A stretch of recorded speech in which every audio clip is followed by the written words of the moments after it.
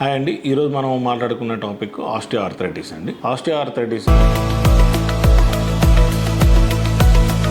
అనేది గుజ్జు అరుగుదల అనేది ఎక్కడెక్కడ రావచ్చు, ఎందువల్ల రావచ్చు, ఎవరికి రావచ్చు అనేది మాట్లాడుకుందాం. లైక్ ఫస్ట్ మనకి ఎక్కువగా అరుగుదల వచ్చేది మోకాల్లో, భుజము, ఎల్బో జాయింట్, యాంకిల్లో కూడా వచ్చే అవకాశాలు ఉన్నాయి. సో ఎవరిలో రావచ్చు? ఎక్కువ మనం శాతం చూసుకునేది ఏంటంటే 50 అబోవ్ పేషెంట్స్కి చూస్తాం, అంటే 50 వయసులో ఉన్న వాళ్ళు మనం చూస్తాం.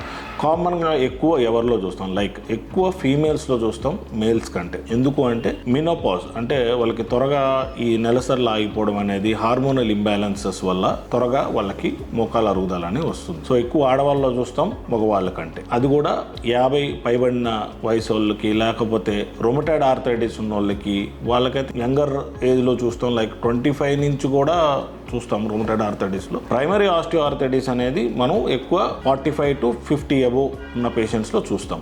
అది కూడా ఎక్కువ ఫీమేల్స్లో, దెన్ మేల్స్. ఇది ఎందువల్ల రావచ్చు ఆర్థరైటిస్ అనేది? ఒకటి ఏజ్, రెండవది బోన్ క్వాలిటీ, ఇంకోటి మనం చేసే పనులు బట్టి, అంటే సెడెంటరీ లైఫ్ ఏమైనా ఉంటే, ఎక్కువ వాకింగ్ లేకపోవడం, లేకపోతే మన మజిల్ వీక్ ఉండడం వల్ల, పోషకాహారాలు సరిగ్గా తీసుకోకపోవడం వల్ల, కాల్షియం సప్లిమెంట్స్ కానీ, లేకపోతే ప్రాపర్ ప్రోటీన్ డైట్ తీసుకోకపోవడం వల్ల కూడా మోకాల అరుగుదల వచ్చే అవకాశం ఉంది. సో అరుగుదల వచ్చిన తర్వాత మనకి ఏ స్టేజెస్లో ఉంటే ఏ స్టేజెస్లో మనం ఏమేమి చేస్తాం అనేది మాట్లాడుకుందాం. 4 స్టేజెస్ ఉంటాయి దీని ఈ జాయింట్లో. అండ్ ఫస్ట్ అండ్ సెకండ్ స్టేజ్లో అయితే మనం పెయిన్ కిల్లర్స్ పెడతాము. ఇంకా గ్లూకోజమైన్ అని చెప్పి మనకి టాబ్లెట్స్ ఉంటే గుజ్జు వచ్చేవి, కానీ జనరల్గా గుజ్జు వచ్చే టాబ్లెట్లు అంటారు, కానీ గుజ్జు రాదు. ఎప్పుడైనా ఒక్కసారి పోయిన గుజ్జు ఎప్పటికీ రాదు మనకి. ఇంకా అరుగుదల మనకి ప్రోగ్రెస్ కాకుండా ఆపుతుంది. సో స్టేజ్ 1, స్టేజ్ 2లో ఖచ్చితంగా ఇవి గ్లూకోజమైన్ టాబ్లెట్స్ కానీ, గుజ్జు టాబ్లెట్స్ కానీ మనకి ఉపయోగపడతాయి. స్టేజ్ 3 అండ్ అబోవ్, లైక్ 3 వరకు కూడా యూ కెన్ ట్రై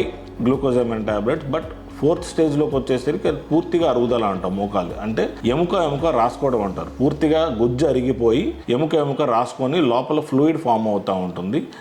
నడక కూడా మారుతుంది అనమాట. కుంటుగా నడుస్తూ ఉంటారు. కొంతమంది స్టిక్ సపోర్ట్తో, కొంతమంది నడవకుండానే అట్లా కూర్చొని ఉంటారు. సో వాళ్ళకి ఏం చేస్తాము అంటే మోకాలు మార్పిడి ఆపరేషన్ చేస్తాం. సో ఈ మోకాల మార్పిడి ఆపరేషన్ అనేది ఎలా చేస్తాం, ఎందుకు చేస్తాం, ఎవరిలో చేయొచ్చు, ఎవరిలో చేయకూడదు. సో మోకాలు మార్పిడి ఆపరేషన్ చేసేటప్పుడు కొన్ని మనకి ప్రోటోకాల్స్ ఉంటాయి. లైక్ యూరిన్ కల్చర్ పంపిస్తాము, రొటీన్ బ్లడ్ టెస్టులు చేస్తాము. మోకాలు మార్పిడిలో కూడా మనకి 2 రకాలు ఉంటాయి. అంటే 2 మోకాలు ఒకేసారి చేయొచ్చా, ఒకే మోకాలు చేయాలా అనేది. జనరల్గా ఎవరికైతే రక్తం బాగుంటుందో, లేకపోతే ఏజ్ అండ్ కార్డియాక్ పరంగా, అనస్థీషియా పరంగా ఫిట్గా ఉన్న వాళ్ళకైతే జనరల్గా 2 ఒకేసారి చేయొచ్చు. Generally speaking 1 doing at a time అనేది మనకి సేఫ్ ప్రొసీజర్. డీవిటీ అనేది మనకి రాకుండా, అంటే మనకి కాళ్ళల్లో క్లాట్స్ కాకుండా ఉంటాయి అన్నమాట. సో 1 తర్వాత ఒక మోకాలు చేసిన తర్వాత ఇంకో మోకాలు కనీసం ఒక 6 వారాల గ్యాప్ ఉంటే బెటర్. మోకాలు మార్పిడి అనే దాంట్లో ప్రొసీజర్స్ మనకి కొన్ని అప్రోచెస్ ఉంటాయి. లైక్ కొంతమంది ఏంటంటే క్వాడ్రిసెప్స్ స్పేరింగ్ చేస్తారు, కొంతమంది క్వాడ్రిసెప్స్ కట్ చేస్తారు, కొంతమంది దాంట్లో ప్రొసీజర్ నేమ్స్ ఉన్నాయి, మిడ్వాస్టర్స్. సో జనరల్లీ మేము ఇక్కడ కిమ్స్లో చేసే ప్రొసీజర్ ఏంటంటే మిడ్వాస్టర్స్ అప్రోచ్ అంటాం. ఈ మిడ్వాస్టర్స్ అప్రోచ్లో ఏంటంటే క్వాడ్రిసెప్స్ టెండాన్ని కట్ చేయం, సో మజిల్ ప్లేన్లో వెళ్తాం. సో దానికి ఏమిటంటే మనం దాని అడ్వాంటేజెస్ ఏంటి, నెక్స్ట్ డే మన మొబిలైజేషన్కి పేషెంట్కి పెయిన్ అనేది తక్కువ ఉంటుంది, less pain, early mobilisation, early quadriceps control. So దాని ఒక అడ్వాంటేజెస్ అది.